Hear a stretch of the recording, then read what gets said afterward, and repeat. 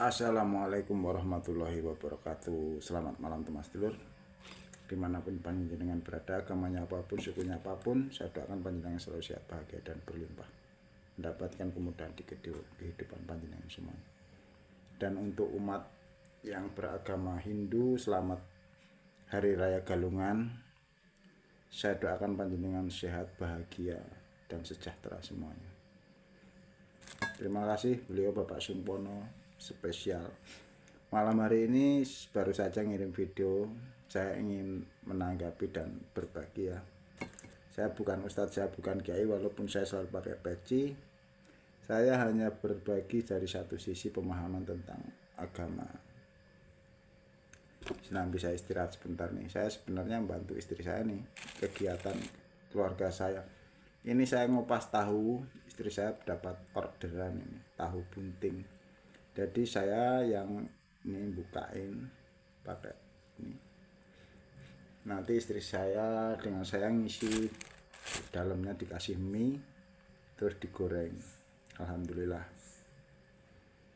dapat pesanan 200 biji.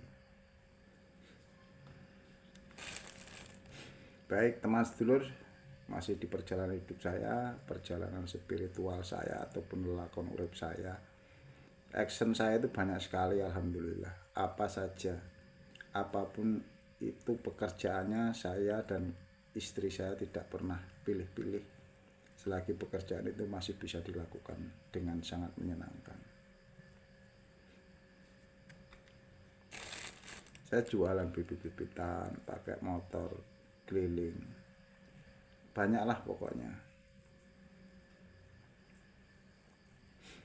Kiriman video tadi dari Bapak Sumpono, beliau yang di Pekanbaru, ngirim di TikTok.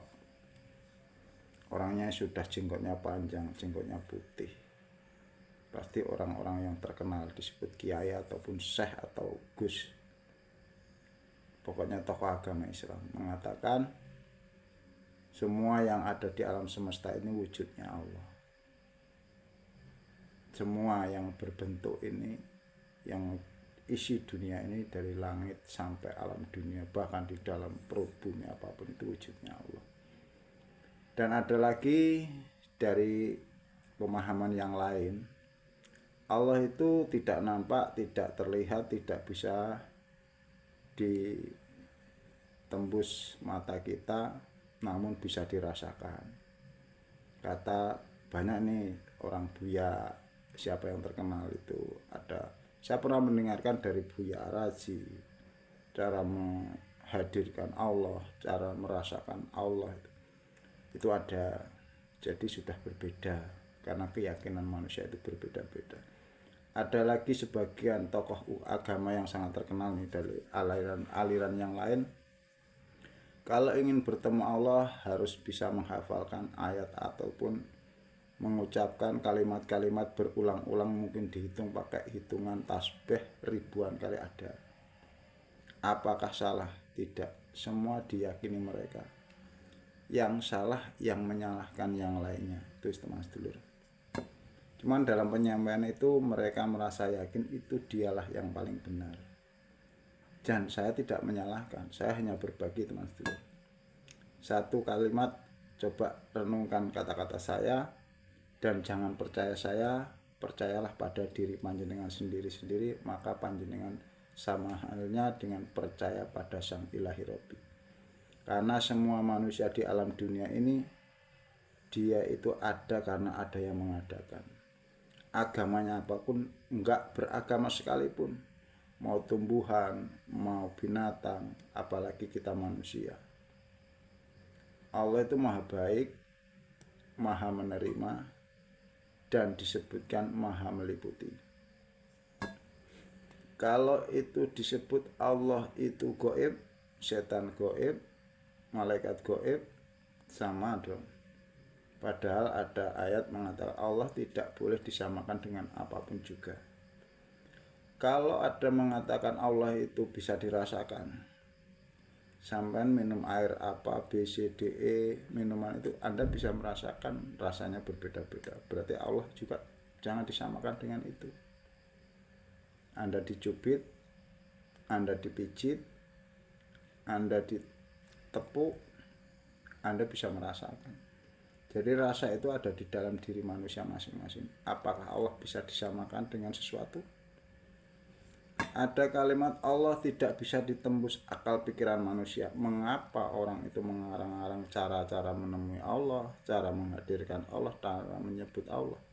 Kalau tidak bisa ditembus akal pikiran manusia, maka jangan pernah Anda memastikan bahwa Allah seperti apa. Renungkan kata-kata saya. Kalau Allah itu tidak bisa ditembus akal pikiran manusia, dia sudah ada sebelum apapun ada. Kita itu manusia kecil sekali.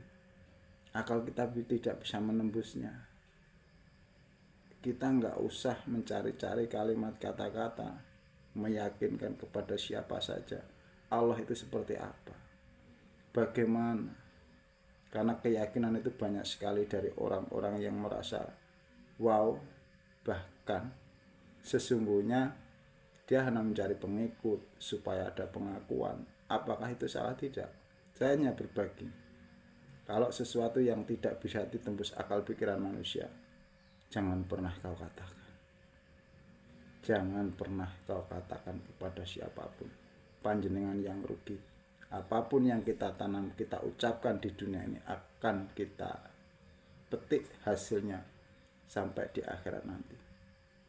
Kalau sesuatu itu tidak bisa ditembus akal pikiran manusia, jangan pernah kau akal-akali. Bagaimana kalau panjenengan sudah yakin bahwa ada Sang Maha Pencipta? Sudah, yakini saja. Tapi isi alam dunia ini semuanya ada, komplit. Satu agama saja berbeda-beda cara meyakinkannya. Jangan pernah ikut-ikutan yang merasa dirinya lah yang paling benar, karena ada satu sifat sombong yang tidak disadari oleh seorang manusia. Kalau mereka lah yang paling benar dan yang paling baik di alam dunia ini. Padahal Allah itu tidak bisa ditembus akal pikiran manusia bagaimana menilainya baik buruk seseorang, benar tidak cara bertuhannya. Yang pasti semua agama mengajak bahwa manusia supaya menjadi orang yang baik. Orang yang baik selalu berpikir baik, tidak pernah berniat jahat, tidak pernah menyakiti hati orang lain, tidak pernah menjelekkan kalimat orang lain, tidak pernah menghakimi orang lain, aliran lain, apalagi agama orang lain. Bahkan orang baik tidak pernah menyalahkan orang sekalipun tidak beragama. Orang miskin, kaya, buta, bisu, dan orang Hindu, Buddha, Kristen, segala macam agama tidak pernah menjadi persoalan. Karena sesungguhnya manusia itu, sejahat-jahatnya manusia pasti pernah berbuat baik, dan sebaliknya, sebaik-baiknya manusia pasti punya masa lalu. Itu teman sedulur, mudah-mudahan konten saya bukan yang terakhir.